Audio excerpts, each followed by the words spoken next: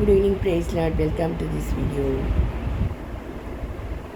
நீங்கள் மறுபடி பிறக்கணும் அப்படின்ட்டு இருக்கு. ஈ மஸ்ட் பி born again அப்படின்ட்டு இருக்கு. அதுக்கப்புறம் க்ரோ பண்ணிக்கலாமா அப்படின்னு எங்கள் பாஸ்டர்ஸ் சொல்லி தந்திருக்காங்க. க்ரோ பண்ணணும், அது ரொம்ப முக்கியமானது.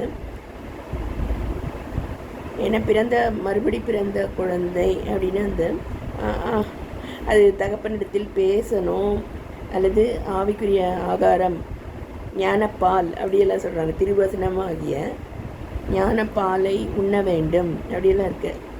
வளரணும் அப்படியெல்லாம் இருக்குது. வரங்களை நாடணும் அப்படின்னு நிறைய இருக்குது. ஆனால் முதல்ல மறுபடி பிறக்கணும் அப்படின்ட்டு இருக்கு இல்லையா? இது நிறைய பேருக்கு டவுட்ஸு இருக்குது. நான் பாருங்கள், நான் பிஇ ஆனர்ஸ் முடித்து எம்இ படித்து டீச்சராக ஒர்க் பண்ணி முடிச்சிருக்கேன். சபையிலையும் எனக்கு 30 வருடம். என்னை 2-3 பாஸ்டர்ஸு சர்டிஃபை பண்ண ஊழியர் நான். அதனால் நான் தைரியமாக சொல்ல முடியும். மறுபடி பிறந்த அனுபவம் அப்படின்னா சபையில் தோதோன்னு சொல்லிட்டு இருப்பாங்களாம். அது மறுபடி பிறந்த அனுபவம் கிடையாது. மறுபடி பிறந்தவர்கள் அப்படின்னா ஏற்கனவே சொன்னப்பட்டபடி தனிப்பட்டு ஒரு ஜெப ஜீவியம் கர்த்தரோடு இருக்கணும்.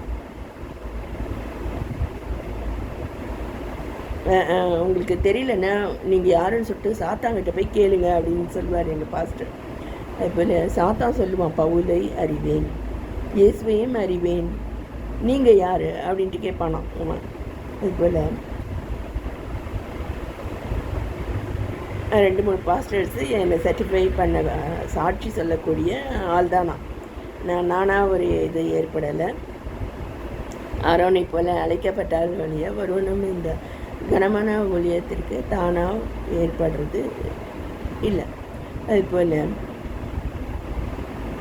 சாது தொண்டைமான் அவர் சொல்லி கொடுத்தபடி ஒவ்வொரு நேரத்துலையும் நம்ம ஜெபிக்கணும்.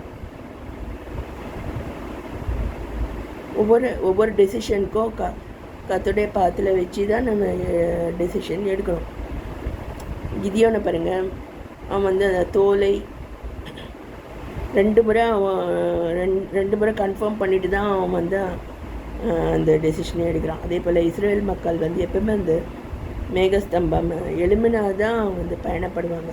ஸோ எல்லாத்துக்கும் கர்த்தருடைய கரம் ஓங்கினா தான் நம்ம நம்முடைய காரியங்களை செய்ய ஆரம்பிக்கணும். அதுமாரி ஒரு அனுபவத்தில் நம்ம வளரணும். இதெல்லாம் வழக்கொழிந்து இருந்தாலும் இல்லாமல் போகாது. நமக்கு தெரிலன்னா சத்தியங்கள் இல்லாமல் போகாது. நான் எப்படின்னா எனக்கு தெரிலன்னா போய் கேட்பேன். ஒருத்தர் சொல்கிறது நம்பாமல் 4-5 பேரை கேட்டு கற்று தெளியணும் அப்படின்னு நான் நினைப்பேன். அப்படி ஒரு தைரியசாலியான ஆள் தான் நான். அப்படி தெளிஞ்சது வேற எங்கேயும் போய் கேட்டதில் இல்லை. எங்கள் ஊர்லேயே அதை சொல்லக்கூடிய பாஸ்டர்ஸ், பெரிய பாஸ்டர்ஸ் இருந்தாங்க. அவங்க சொன்னது என்னென்னா அதான் வருகை அதெல்லாம் இருக்குது. பார்த்திங்கன்னா அது வரபோது வரட்டும், மரணம் வரபோது வரட்டும். அது வரைக்கும் நம்ம தினசரி காலூன்றி நம்ம சத்தியத்தில் நிற்கணும் இல்லையா? காலூன்றி நிற்கணும். இப்போ பேதுரு, யோவான்லாம் பார்த்திங்கன்னா அப்போஸ்தலர் 1ஆம் அதிகாரத்தில் அவர் இல்லைன்ட்டு உடனே மீன் பிடிக்க போகிறேன் அப்படின்னு சொல்லிட்டு பேதுரு தான் கடலில் போய் குதிக்கிறார். இப்போ இது பின்மாற்றத்தை குறிக்குது. அவரை தொடர்ந்து எல்லாருமே போயிடுறாங்க. ஆனால் கர்த்தர் கரையில் இருக்கிறாரு. காலூன்றி நில் அப்படி ஒரு சத்தியம் இருக்குது. நம்ம கர்த்தர் இல்லைன்னு நினச்சி திரும்பவும் பின்மாற்றத்தில், அல்லது மற்றவங்க பின்மாறிட்டாங்க அப்படின்னு பின்மாறுறது, அதெல்லாம் டைம் வேஸ்ட். அதில் தான் பார்த்திங்கன்னா பேதுரு 1-2 புத்தகங்களை தான் எழுதியிருப்பார். பவுல் இயேசுவோடு இருந்தவர் கிடையாது.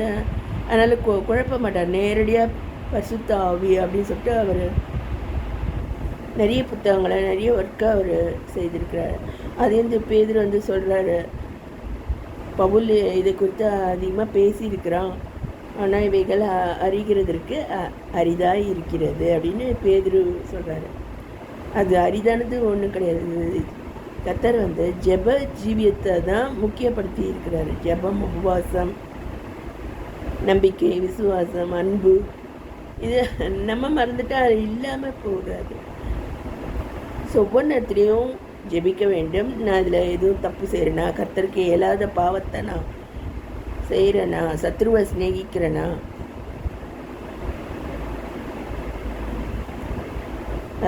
சத்ருக்களை சிநேகிச்சா அவருடைய தலையின் மேல் அக்னி தடல்கள் குவிக்கப்படும் அப்படின்ட்டு இருக்கு. ஸோ நம்முடைய பேச்சு நம்ம இது தியானம் கர்த்தருக்கு முன்பாக பிரீதியாக இருக்குதா அப்படின்ட்டு ஒவ்வொரு நேரத்துலேயும் நம்ம பரிசுத்தத்தை ஜெபிக்கிறது தான், அப்படி பழகிறது தான் மறுபடி பிறந்த அனுபவம். அதான் பரிசுத்த ஆவிங்கிறது நம்முடைய இருதயத்தை ஆராய்ந்து பார்க்கக்கூடிய ஒரு தீபமாய் இருக்கிறது.